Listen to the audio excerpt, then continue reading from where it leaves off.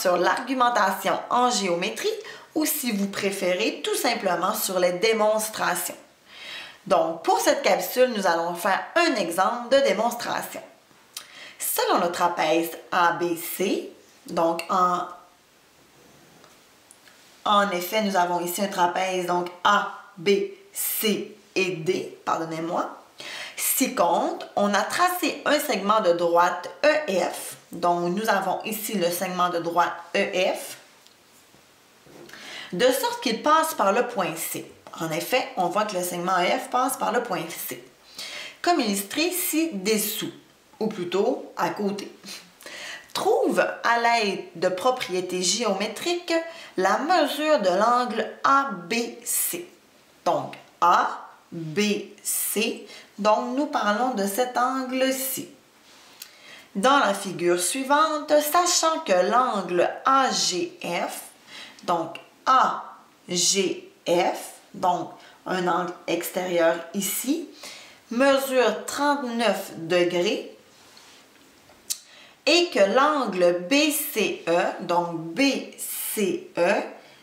l'angle ici, toujours un angle extérieur, 85 degrés.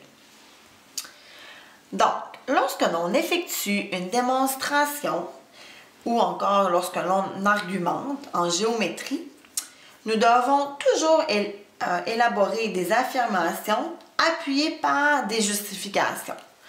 Donc, par exemple, la première chose que je pourrais voir ici, par exemple, c'est cet angle-ci. Cet angle-ci qui, de par le segment EF et le segment AB, forme un angle opposé par le sommet à l'angle de 39 degrés. Donc, on sait que les angles opposés par le sommet sont des angles congrus, donc de même mesure. Donc, si l'angle AGF mesure 39 degrés, eh bien l'angle BGC mesure aussi 39 degrés. Parce que ce sont des angles opposés par le sommet.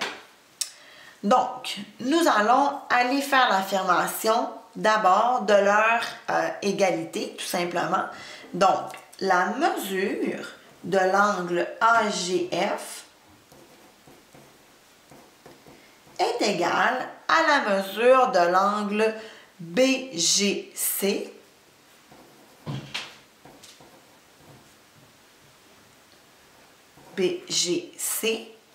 donc égale à 39 degrés. En passant, il est bien important de préciser mesure lorsque l'on utilise le symbole égalité et lorsque aussi on pose l'égalité avec un chiffre. Donc, pourquoi est-ce que je peux affirmer que ces deux angles sont de même mesure? Eh bien, parce que ce sont des angles opposés par le sommet. Donc, les angles opposés par le sommet. Donc, nous savons que les angles opposés par le sommet sont congrus, tout simplement. Alors voilà, nous avons notre première affirmation suivie de la justification. Par la suite, je vais changer de couleur, je vais utiliser un bleu, un crayon bleu.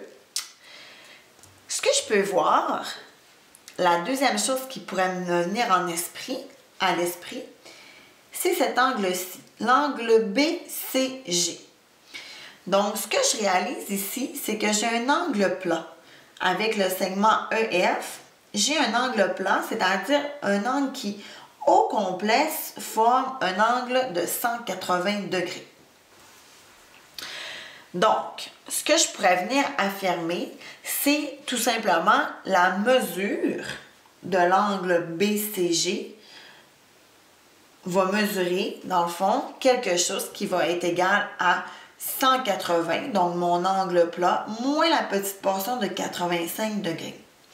Donc, comme vous voyez ici, tout ça au complet, c'est 180 degrés, c'est-à-dire un angle plat. Et si j'enlève la petite portion rouge seulement, il va me rester la portion de l'angle BCG. Donc, 95 degrés. Donc, généralement, les calculs, comme je viens de le faire, on les fait dans la justification. Donc, je pourrais venir inscrire ici que la mesure de mon angle BCG, eh bien, c'est 180 degrés moins le petit triangle ici, donc BCE, qui est de 85 degrés.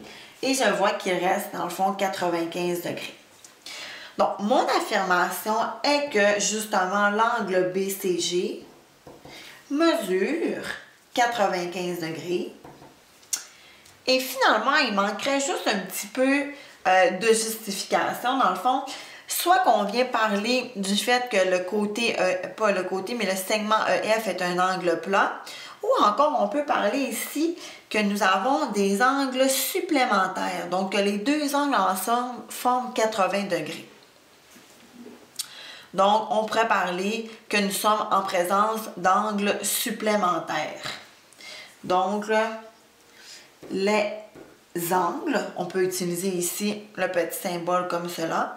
Donc, les angles B, C et G et angle BCE sont des angles supplémentaires, c'est-à-dire qu'ensemble, ils forment 180 degrés. Donc, maintenant, j'ai trouvé la mesure ici de 95 degrés. Donc, finalement, tout ce que j'ai à trouver, c'est le problème qui était l'angle B, c'est-à-dire l'angle CBG. Donc, l'angle CBG forme avec les deux angles qu'on vient de trouver un triangle. Comme vous pouvez voir ici, là, nous avons un beau petit triangle. Et nous savons que dans un triangle, il y a 180 degrés. Donc, tout ce que je vais devoir faire pour trouver cet angle, c'est de prendre le nombre de degrés qu'il y a dans un triangle, donc 180, enlever notre premier angle qui était de 39, enlever notre deuxième angle qui était de 95, et ensuite, nous allons trouver ce qui reste, c'est-à-dire 46 degrés. Donc, encore une fois, comme je l'ai mentionné, les calculs, on les fait dans la justification. Donc, la mesure de l'angle CBG, mesure de l'angle CBG est égale à le nombre de degrés qu'il y a dans un triangle au complet, 180, moins un premier angle ici de 39, moins un deuxième angle ici de 95. Et ce qui va me rester finalement, c'est vraiment le troisième angle, qui est l'angle CBG, qui sera de 46 degrés. Donc, je viens écrire ici mon affirmation. La mesure de l'angle CBG est égale à 46 degrés.